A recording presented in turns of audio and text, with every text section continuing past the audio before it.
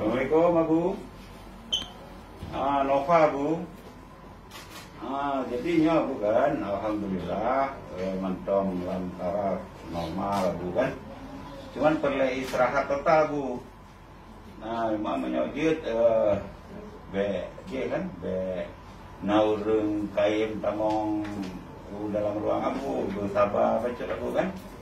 InsyaAllah menyalurkan angka-angka indikator mentongget, daya tahan mentongget, kemudian oksigen di penormal teman dengan alat kan.